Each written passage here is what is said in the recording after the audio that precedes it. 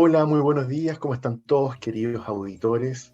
Otro martes de este rico café Kintsugi, donde podemos hablar de neuronas, psicología y felicidad. ¿Cómo está mi coanimadora Chengulín, colega? Hola, bien, ¿y tú? Muy bien, gracias. Qué ¿Qué nos traes bueno. hoy día? Una noticia re importante. No sé si vieron, se enteraron todos que la FDA, que es esta Administración de Alimentos y Medicamentos de Estados Unidos, aprobó un tratamiento para el Alzheimer. Un tratamiento que además esto no se ha aprobado en 20 años.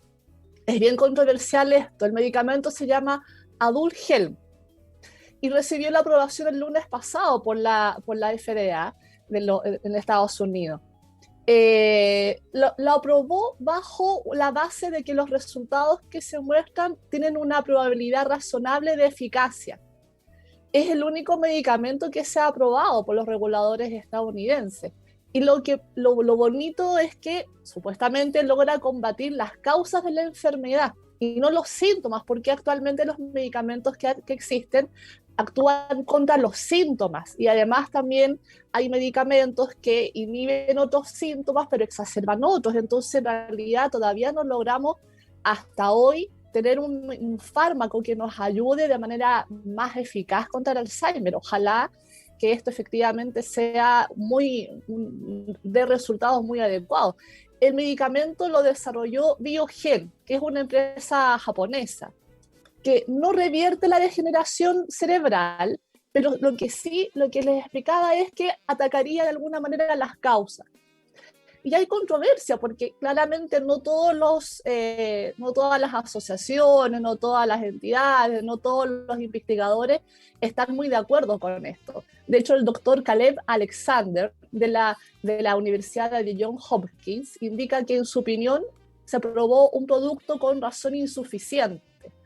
Bueno, la FDA no está diciendo que la aprobación es absoluta, ni tampoco está diciendo que este medicamento es la solución maravillosa, sino que la prueba con reparo, la prueba con que hay evidencia suficiente para suponer que va a ser un medicamento eficaz, pero lo sigue manteniendo en revisión, es decir, va a estar observando, seguramente con otros estudios, cómo se va dando los resultados de este medicamento para mantener la aprobación o dar pie atrás.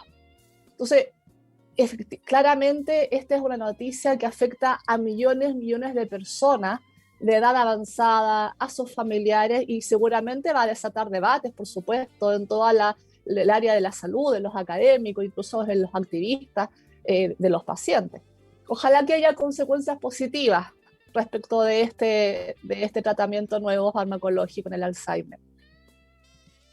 Lo importante es que ya se está haciendo, que la ciencia avanza, porque recordémosle a nuestros auditores que el Alzheimer es una enfermedad que aparece en la adultez mayor, se presenta, pero que su nacimiento se origina incluso hasta 3 décadas antes y que tiene que ver con la pérdida de la memoria. Por ende, qué importante es un par de años más de vida con alguien que está 100% con sus recuerdos. Eh, bueno, queremos recordarle a nuestros auditores que Café Kintsugi se transmite por www.radiohoy.cl y en su señal de audio o TV streaming, y además en el canal 131 a través de Sapin TV. Hoy día tenemos un tema súper entretenido, nos han escrito también por ahí, por Sí, interno, nos han hecho preguntas, y por eso les volvemos a invitar a todos que nos escriban a @Café Kintsugi en nuestro Instagram. Bueno, les cuento, el pasado miércoles 2 de junio, o sea, hace poquito, hace en el mes poquito. del orgullo gay, del Pride, ¿no es cierto? El cantante puertorriqueño Ricky Martin reveló a la revista People que se sintió violentado, violado, superado, cuando la periodista Barbara Walters lo interrogó sobre su sexualidad hace casi 3 décadas atrás, cuando él recién incursionaba en el mercado anglo, con un éxito como un sex symbol, como un súper artista. Y en ese momento él dijo, siento que tengo sintomatología, siento que tengo TEP, siento que tengo trastorno de estrés postraumático. Eso fue lo que dijo. Esto pasó hace 2 décadas, mucho antes que Ricky Martin pensara y decidiera declarar su sexualidad, su condición de gay, Exacto. como lo mismo señalado. Ricky Martin fue puesto en aprietos por la periodista. En una entrevista del año 2000, ella dice que podía detener rumores sobre su sexualidad y lo increpa.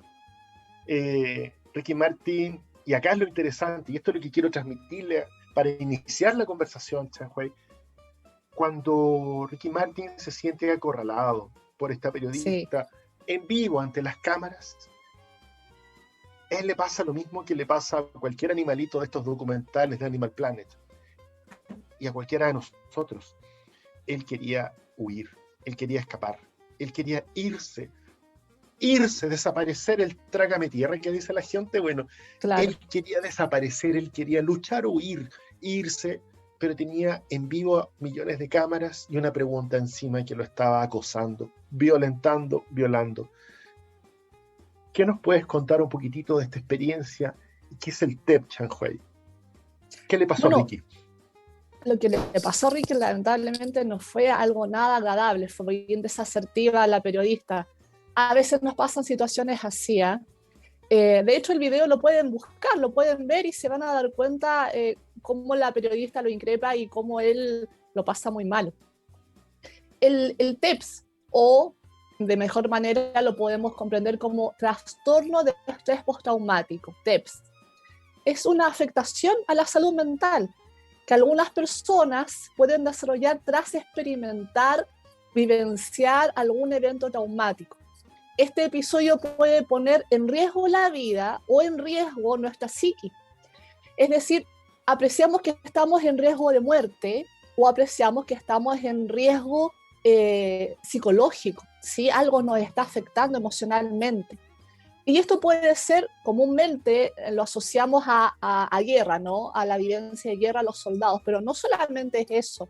También podemos estar sometidos a desastres naturales, un accidente automovilístico, una agresión sexual, una agresión más leve, una enfermedad crónica, abrupta y que después puede que probablemente se prolongue, duelo, etc. En el fondo es una amenaza a nuestra integridad, a nuestra salud psíquica o una exposición real a la vida, ¿cierto? El evento no necesariamente tiene que ser tan peligroso como una muerte repentina o inesperada, ¿sí? En el fondo es algo que a nosotros nos esté afectando. Y es normal sentir miedo durante y después de la situación traumática, porque el miedo desencadena una respuesta biológica muy natural de lucha, huida o congelamiento.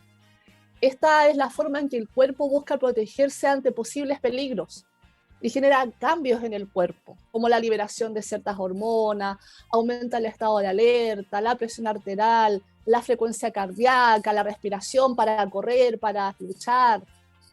Con el tiempo, normalmente la mayoría de las personas se recupera bien, pero no necesariamente todas. Las personas que hacen TEP no van a comenzar a sentirse mejor. Se sienten más estresados, asustados, y esto puede pasar de manera inmediata, como muchos años después. Los síntomas pueden aparecer tardíamente y después pueden desaparecer e incluso después pueden volver a reaparecer si no se han tratado como es adecuado. ¿Cuáles son los síntomas? Comencemos con eso.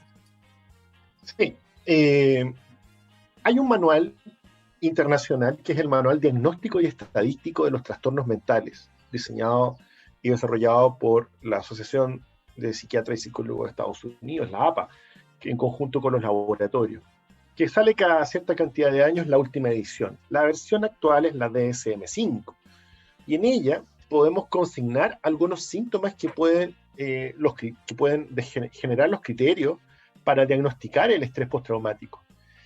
Entre ellos, hay algunos que tienen que ver con el contexto. ¿Dónde surge? Son 3. Haber sufrido una experiencia traumática de modo directo. Me pasó a mí. 2. Haber presenciado el suceso adverso que le ocurre a otro. Puede ser un vecino, mi mamá, mi papá, un familiar. Me lo contaron, pero es tan fuerte y es tan directo, es tan potente que me transforma en víctima indirecta. Y me genera un TEP. 3. Saber que el suceso traumático le ha ocurrido a un familiar. Me contaron, a un amigo íntimo, a alguien. Aunque vaya pasado hace un tiempo. La impresión en mí, por mis condiciones como sujeto fenomenológico, son de tal magnitud que me generan un TEP. Hay síntomas de distinta naturaleza, de intrusión, de evasión. Veamos los de intrusión. Experimentar uno o más síntomas de intrusión, de experiencia traumática, pueden ser los siguientes: recuerdos angustiosos, recurrentes, involuntarios, intrusivos. No, a cada rato me aparece esto, a cada rato. Flashback. Flashbacks son como pedacitos de la película que me vuelven. Le hacen sentir a la persona como si lo estuviera pasando nuevamente, en el presente, ese pasado. Vuelve el flashback, vuelvo a vivir la experiencia. Lo vemos en las películas, que el famoso soldado está en Nueva York, ya pasó la guerra hace varios años, pero él se le vuelve a activar el flashback y sale corriendo, tiene miedo. También cuando tratamos de descansar aparecen los sueños angustiosos, sueños recurrentes, con contenido relacionado con el suceso, directo o indirecto. A veces soñar con un monstruo, con un extraterrestre, es soñar con el agresor que me lo provocó de una manera disfrazada. La mente tiene esta cosa inconsciente que me disfraza el miedo.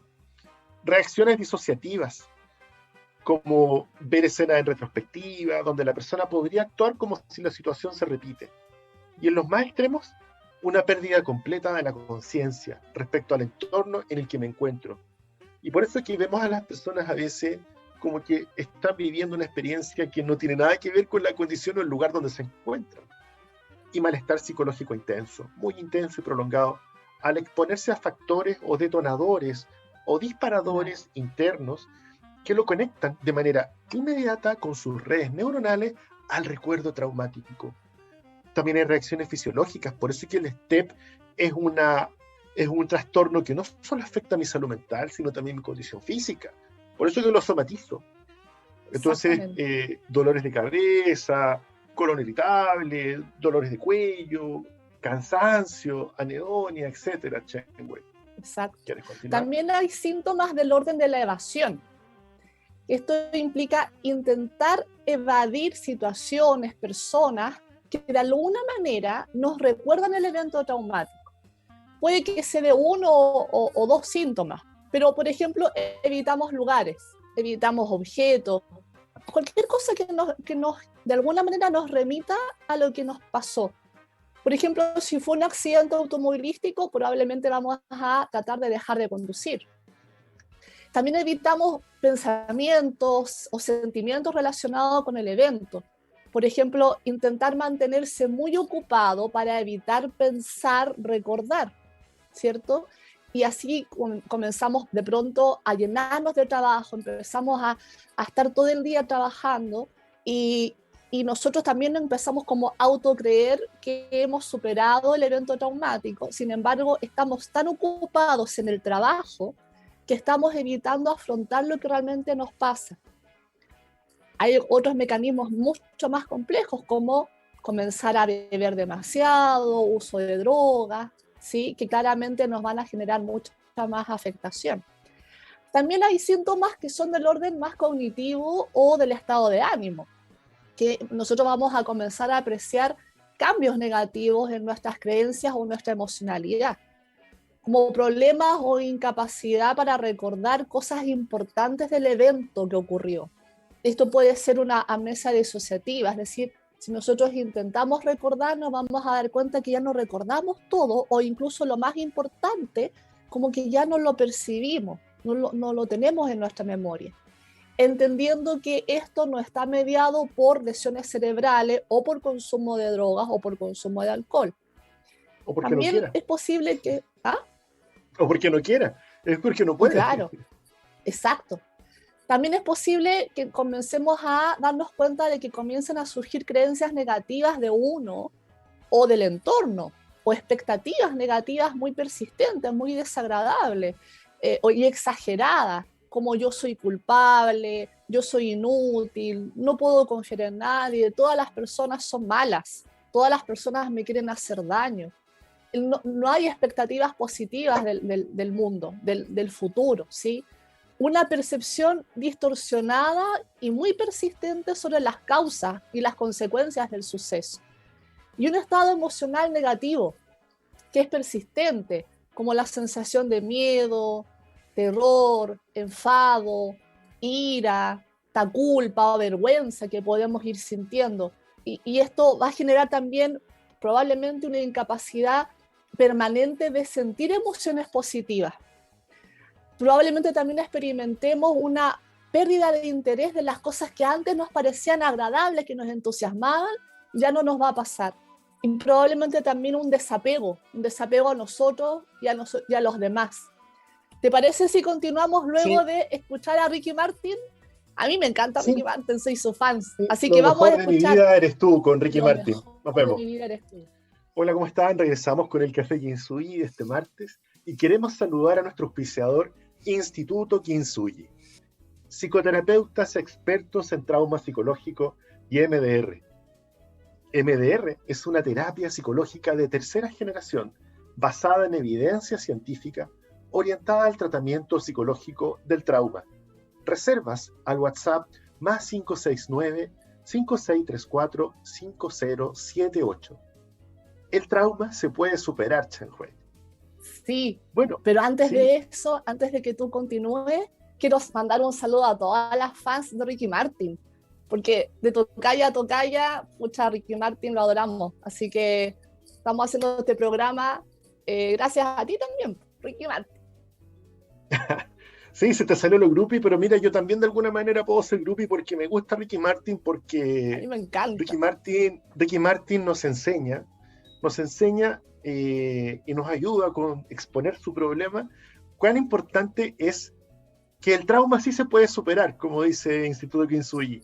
Se puede, y qué mejor que esta canción que escuchamos, Lo mejor de la vida eres tú, una letra hermosa, una letra resiliente, preciosa, una letra totalmente libre, una letra que es de una persona que realmente ha superado una situación horrorosa como la que el pobre lamentablemente vivió.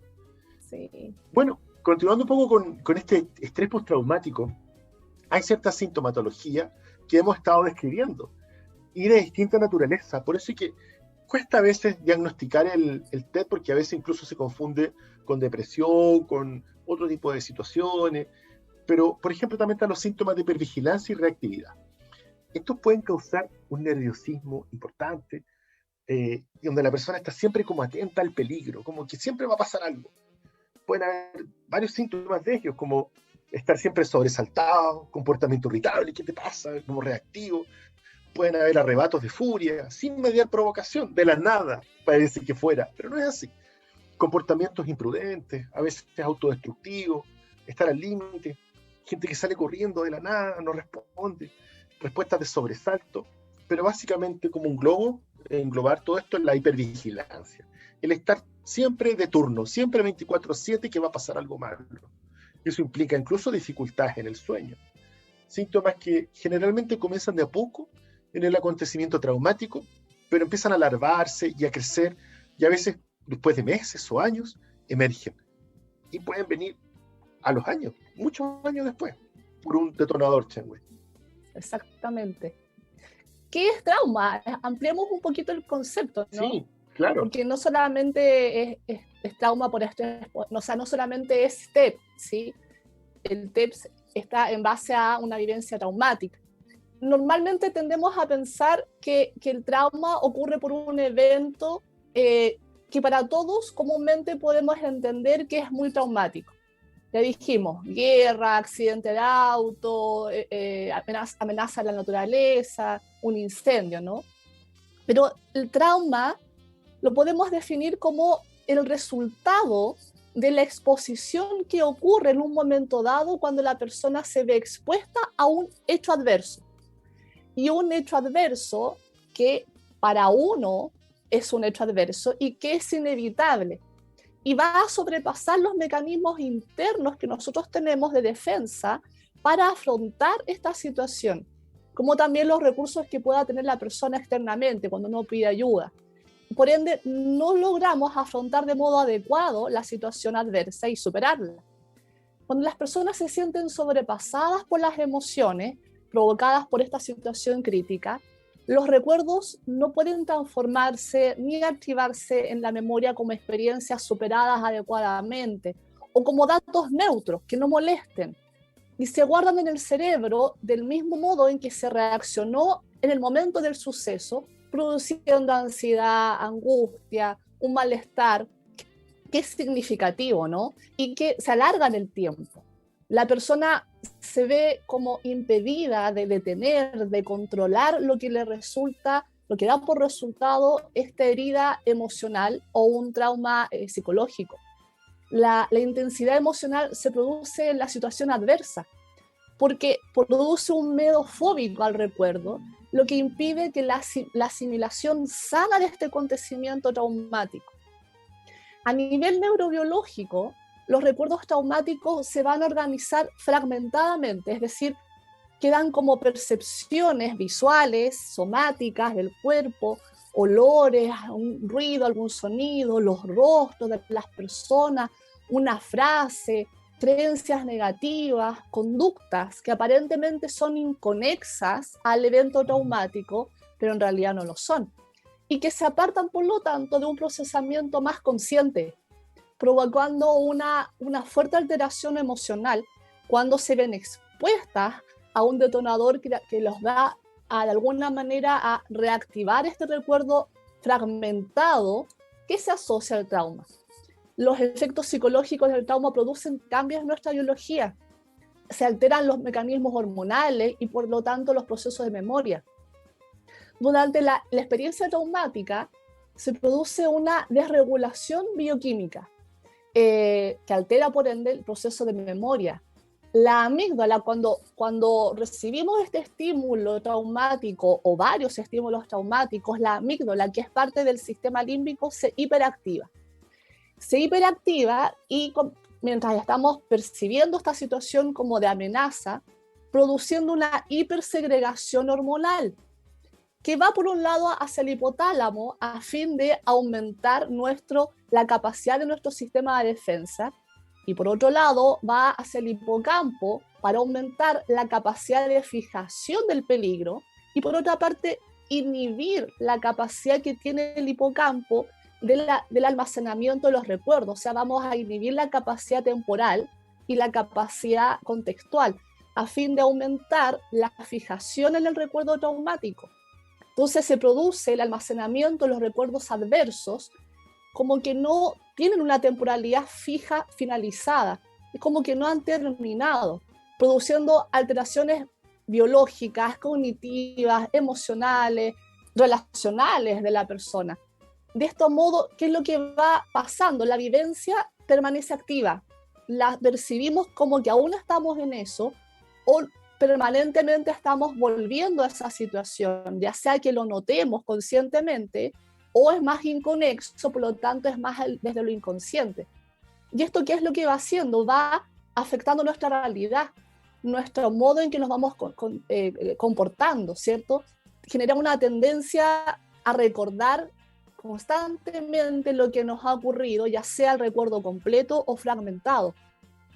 ¿Cuál es la lógica de esto? Ustedes dirán, ¿por qué tenemos este sistema? ¿Por qué no es un sistema más saludable? En realidad el sistema es muy saludable, es muy adaptativo. Tenemos que pensar que nosotros somos seres humanos que estamos preparados, orientados a la supervivencia.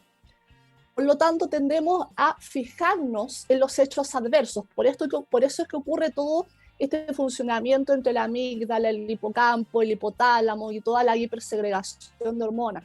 Porque si nosotros neurobiológicamente nos fijamos más en el hecho adverso, vamos a estar más atentos a todas las situaciones que nos puedan de alguna manera remitir a lo que ocurrió como un mecanismo de hiperalerta para ponernos a resguardo y evitar que nos ocurra lo que ya nos ha ocurrido, porque nosotros aprendemos evidentemente de esto, ¿cierto? Entonces de esta manera vamos a estar viviendo en este estado de hipervigilancia, dado que lo que nos ocurrió fue tan impactante. Entonces al estar en hipervigilancia vamos a tener los recuerdos casi como a flor de piel, y de esta manera vamos a poder reaccionar de la misma manera en que reaccionamos en ese momento para defendernos y ponernos a salvo. Porque vamos a detectar que hay situaciones o fragmentos de memoria que se van a detonar a partir de esta vivencia traumática, y así nos colocamos a salvo. Por eso es que funcionamos de esta manera. Por eso, y esto ocurre miren la lógica, es muy linda porque ocurre cuando lo que ocurrió nos superó. Entonces nos está diciendo nuestro propio sistema, eso es muy complejo para ti, es muy peligroso, te faltan recursos para afrontarlo, por lo tanto, cada vez que tú te veas expuesta a esto, se activa todo el mecanismo que en ese instante se activó para que tú te puedas colocar a salvo cada vez que ocurra, ¿cierto? Hay que comprender y respetar que lo que para una persona pueda ser una vivencia traumática, para otra no puede serlo. Por lo tanto, las causas de los traumas psicológicos son absolutamente subjetivas y propias, individuales de cada persona. Esto hay que respetarlo mucho porque a veces tendemos a caer en los comentarios de, ay, pero si eso les pasa a todos, o ya, pero supéralo, cosas así que de alguna manera nos hacen sentir como que estamos incapacitados o no nos hacen sentir en confianza para compartir lo que nos ha pasado. Es muy personal la vivencia, sobre todo cuando no estamos hablando de algo como tan claro como lo que decíamos, situaciones de accidente, de abuso, situaciones de desastres naturales, ¿no? Vámonos, antes de continuar, vámonos a comerciales, pero que no se me olvide saludar a las fans FC Volveras de Ricky Martin. Y ahora a comerciales. Y estamos de regreso con Instituto Kinsui, psicoterapeutas expertos en trauma psicológico y MDR. MDR es una terapia psicológica de tercera generación basada en evidencia científica y orientada al tratamiento psicológico del trauma. Sus reservas al WhatsApp, más 56 9 56 34 50 78. El trauma se puede superar, ¿cierto, Julio César? Así es. Bueno, luego de tu tremenda explicación neuropsicológica que diste de lo que es el trauma, que es la base de los trastornos como el estrés postraumático, también es bueno contarle también a la comunidad, a los auditores, sobre todo pensando en los más pequeños, que también hay traumas que son traumas ocultos. Y los traumas ocultos son un modo de traumatización que usualmente no es apreciada como tal. Pasa desapercibida por los padres o por los cuidadores de los menores. Y esto comienza de pequeñitos, cuando de alguna manera se ven ellos afectados y no reciben una adecuada regulación emocional, ya que los cuidadores o los papás o los abuelitos, los tíos, quienes estén a cargo de ellos, no están disponibles. Pueden estar presentes, pero no disponibles, que es algo que es muy importante poder diferenciar. La disponibilidad de quien cuida a un menor tiene que ser absoluta, él tiene que sentir que está para él, que están disponibles totalmente. Y si ellos no tienen la capacidad de estar ahí presente y poder modular las desregulaciones afectivas de estos niños, niñas o adolescentes, ellos pueden desarrollar traumas ocultos. Y la disponibilidad de estar presentes es poder leerlos, es poder empatizar y poder conectarse de mente a mente, ¿qué le está pasando a él? ¿Está bien? ¿Está mal? ¿Necesita algo, algún apoyo? Y si yo estoy al lado, pero no estoy disponible o no estoy presente, lisa y llanamente, soy negligente con la crianza, se pueden desarrollar en los pequeños traumas ocultos que después, tardíamente, pueden ser personas que son mucho más proclives a experimentar trastornos de estrés agudo o estrés postraumático inclusive, ante situaciones que para otras personas pueden ser menores. Entonces, por eso es que es importante lo que tú decías en el cierre del bloque anterior, que cada persona tiene una historia de vida distinta y puede haber detrás de cada uno de ellos un trauma oculto, Chen Hui. Y la persona no aprende a autorregular sus emociones cuando ya es adulta. Entonces, ante una situación que puede ser evaluada para otros como pequeña, ellos se desregulan y pueden desarrollar incluso un TEP. O puede incluso también tener otro tipo de efecto que también es un poco más crítico, que es el tema de generar un trastorno de apego o un trastorno de la personalidad. Es decir, va a marcar la forma en que yo soy, mi identidad y mi personalidad conmigo y con el resto de la sociedad. Bueno, pero volviendo al trauma y a lo de Ricky, porque Ricky se trató. Y la pregunta que nos hacemos todos, bueno, el estrés postraumático es una situación muy grave, es una situación, sobre todo post pandemia, que está apareciendo. cómo se trata el trastorno de estrés postraumático. La pregunta que surge de cajón es, ¿voy al psiquiatra? ¿Voy al psicólogo? ¿Qué hago, Chanhue? Claro, claro, el TEPS y el trauma en general se puede y se debe abordar desde dos líneas, desde dos disciplinas, psiquiatra y psicólogo, que idealmente hay un trabajo en conjunto, ¿no?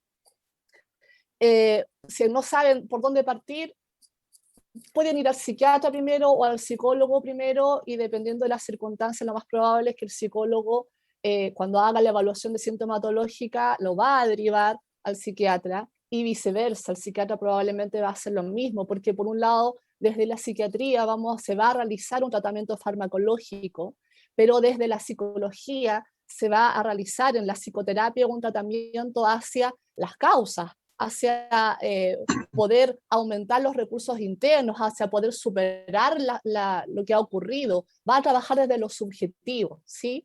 Entonces, idealmente el paciente va a estar con una afectación somática y psíquica, por lo tanto tiene que acudir a psiquiatra o a psicólogo, entendiendo que son distintas las miradas y distintos los enfoques, pero se trabaja en conjunto. El psiquiatra va a dar un tratamiento farmacológico adecuado. Es muy importante que para fármacos se vaya al psiquiatra.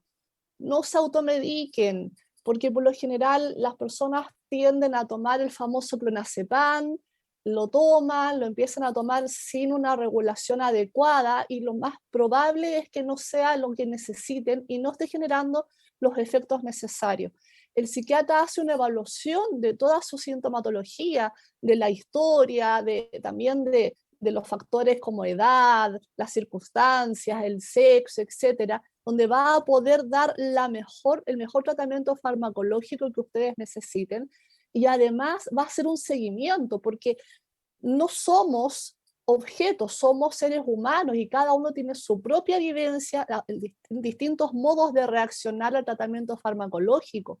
Por lo tanto, va a haber una receta inicial que el psiquiatra va a estar permanentemente haciendo seguimiento para ajustar de acuerdo a lo que ustedes reporten en función de los efectos que están sintiendo producto de los fármacos, y así el psiquiatra va a ir ajustando, hace lo que ustedes realmente necesiten y que no sea perjudicial, que sea efectivamente que ayude. Desde el punto de vista de la neurotransmisión, se les va a indicar fármacos que ayuden a los agentes noradrenérgicos a reducir los efectos de hiperalerta, agentes serotoninérgicos que ayuden con los síntomas de invasores, de terror, o algo más dopaminérgico para los síntomas paranoides, más psicóticos, ¿no? Hay medicamentos como antidepresivos que van a ayudar también con la tristeza, con la preocupación. Entonces, tenemos que trabajar con psiquiatras. Entre los objetivos de la terapia farmacológica, en el TEPS está la reducción y ojalá también la disminución de los síntomas invasores, de la generalización de los acontecimientos traumáticos, del grado de evitación, del grado de hiperalerta, de los síntomas de impulsividad o los síntomas incluso disociativos, ¿cierto? Pero claramente también vamos a trabajar con la terapia psicológica, ¿verdad? Así es. Y es bueno, es bueno detenernos un poco en lo que tú señalas, porque partiste con algo que para mí es súper importante. Las famosas benzodiazepinas, los clonazepam, los rabotril y todo eso, en realidad no están indicados como ayuda directa para el TEP. Y eso es importante. Y aquí nos damos cuenta de que sabemos, o sea, el grueso de la población, de la gente que se automedica, lo que hace en realidad no se está ayudando. Y lo que ocurre y hay que evaluar el TEP, porque el trastorno de estrés postraumático no es la patología en sí en puro. Puede provenir de distintas causas. Puede ser una multicausa y puede ser un trastorno de estrés postraumático complejo, ¿no es cierto? Con varias situaciones traumáticas de vida. Por ejemplo, en el caso de Ricky Martin, no sabemos si tuvo esa situación que le ocurrió cuando estaba con la Barbara Walters en la televisión en vivo. No sabemos si ese fue el evento único de su vida que le generó el TEP, o ese fue solo un disparador que le hizo recordar múltiples eventos donde él tenía miedo de ocultar cosas que no quería contarle a nadie. Entonces, el abordaje psicológico va a ser distinto, Changhua, y el abordaje terapéutico, psiquiátrico también va a ser distinto. Y por eso es que hay que hablar de un equipo combinado de profesionales, dependiendo cada sujeto fenomenológico, cada paciente, que es distinto, su edad, su historia, su cultura, su biología, sus antecedentes genéticos y epigenéticos, porque también, si mi papá fue alcohólico, drogadicto, fue un soldado, fue a la guerra, no tengo idea. Todo esto incide en la persona y en su crianza, como lo hemos hablado de los traumas ocultos. Entonces, la terapia psicológica, ¿qué se hace? Avísame con el tiempo, Chango, y si me voy de banda. Un minuto antes de contar. Fantástico, acá lo explico al tiro, en un minuto. Mira, en general las terapias con las que se trabaja el trastorno estrés postraumático son las terapias de cuarta generación, que son todas basadas en evidencia científica, entre ellas la terapia cognitivo-conductual y la terapia de estimulación visual que desensibiliza y reprocesa, que es el EMDR. Y ellas lo que hacen es adaptarte y prepararte para ir superando paulatinamente el trauma. Chengui, ¿cómo andamos de tiempo? Justo. Vámonos a escuchar La Mordidita de Ricky Martin. Fantástico, me encanta, una de mis favoritas. Vamos con Ricky Martin. Hola, y volvemos al Café Quinsuya, ya estamos en la etapa final.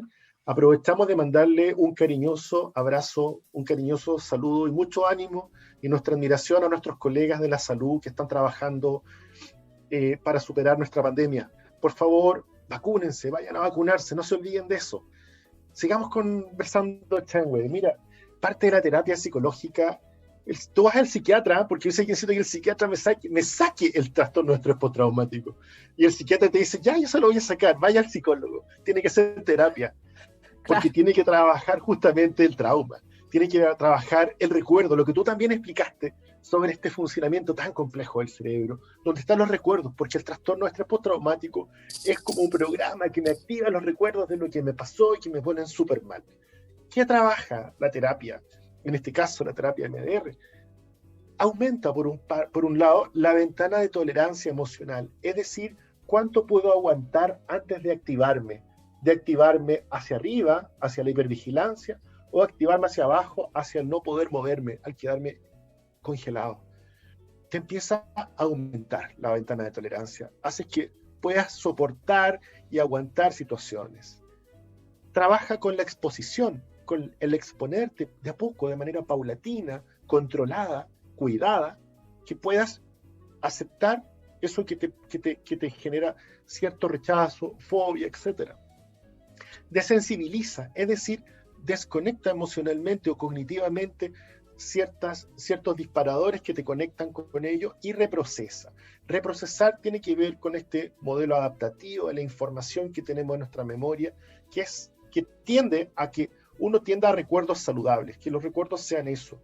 Finalmente, que el trauma deje de ser un trauma, una situación que no pude evaluar ni reaccionar de manera adecuada en su momento, y sea solo un recuerdo más, un recuerdo malo más. Así como tengo en mi oferta de recuerdos de mi vida, recuerdos buenos, más o menos, recuerdos fome y recuerdos malos y muy malos, solo eso.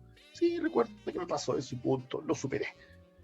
Y trabaja 3 vertientes: pasado, presente y futuro. ¿Qué hace en el pasado? Trabaja el trauma original, los traumas que realmente partieron con mi historia. Vamos a saber cuál será la historia de Ricky, no sabemos cuál fue su trauma original, probablemente algo en la infancia. El pasado. Trabaja el presente, todo lo que me conecta con lo que no quiero recordar, lo que me hace evitar, evadir, los disparadores, los gatillos, las cosas, olores, colores, palabras, cosas que mi mente conecta y me hace sentir miedo. Y trabaja el futuro, dándome posibilidades de donde yo diga, ya no voy a evitar, ya sé cómo se hace. Ahora sé que músculo mental para poder enfrentar esa situación y sé cómo hacerlo. Dinámicas y técnicas que se utilizan como apoyo dentro de la terapia están en mindfulness, el aquí y el ahora, la respiración, respiraciones específicas. Respirar es fundamental porque tiene que ver con el cuerpo, el trastorno de estrés postraumático. Cuando estamos corriendo y huyendo, respiramos cortito y fuerte. Cuando estamos reposando y durmiendo, respiramos muy tranquilo. Y el conector, el hilo conductor es la respiración, la ventilación. ¿Qué hacemos con los pulmones? También el conectarnos con el aquí y el ahora, con el presente. Diferentes técnicas que se aprenden, que me permiten calmarme y darme cuenta que estoy aquí y ahora, y no en eso que ya pasó, que no es ahora, ya pasó. ¿Se dan cuenta? Sí, antes de ya comenzar a despedirnos, nosotros quisimos hacer este programa, dado el pase que permitió Ricky Martin al visibilizar en el fondo lo que le había pasado, y nótese que lo visibilizó después de 2 décadas. O sea, después de 2 décadas ya podemos inferir que es algo que para él ya no reviste traumatización y la puede expresar cómodamente, ¿cierto? Es importante que nos demos cuenta que cuando nos ocurren situaciones traumáticas, a raíz de todo este mecanismo neurobiológico que yo les explicaba, probablemente no nos demos cuenta tan conscientemente de que nos está pasando algo. Por lo tanto, cuando a ustedes les pase alguna vivencia traumática o varias vivencias traumáticas, una seguidilla de vivencias como los traumas ocultos, por ejemplo, es altamente recomendable que no dejen pasar el tiempo. No vayan al psiquiatra y al psicólogo después de años. Traten de ir lo más inmediato que puedan, porque claramente las posibilidades que tenemos nosotros los profesionales de ayudarlos va a ser mucho más alta cuando sea algo más inmediato que cuando ya hayan pasado muchos años. Además que hay que comprender que los recuerdos a un inicio todavía no se están consolidando de manera tan relevante. Cuando ya han pasado muchos tiempos, los recuerdos ya están más consolidados y se genera un entramado de redes neuronales que es más complejo de atender. Y además que pasa mucho tiempo que lo pasan muy mal. ¿Para qué permanecer tanto tiempo sufriendo? Atiéndanse, no le tengan miedo al psiquiatra, a los fármacos, no le tengan miedo a la psicoterapia porque van a tener que, algunos piensan que hablar mucho, no es tan así. Y algo que quiero destacar, recuerden, porque lo hemos explicado veces anteriores, el MDR como terapia en sí es una terapia muy protectora, es decir, no los va a exponer, no los va a someter a hablar de cosas muy dolorosas y traumáticas si ustedes todavía no están preparados para ello. Nos vamos a tomar un momento importante para aumentar sus recursos, aumentar sus capacidades, sus mecanismos para afrontar la situación que han vivido y luego trabajarla. Si ustedes todavía no están listos para ello, no se hace. Entonces no le tengan miedo, pero claramente acercarse a psicoterapia va a hacer que ustedes, después de un proceso de terapéutico, puedan tener una vida mucho más agradable. Cariños a todos, abrazos, gracias por escucharnos este día martes. Vuelvo a saludar a la fanaticada, volverás de Ricky Martin, que a mí también me encanta. Que tengan un lindo día y una linda semana. Nos vemos. Chao, que esté muy bien.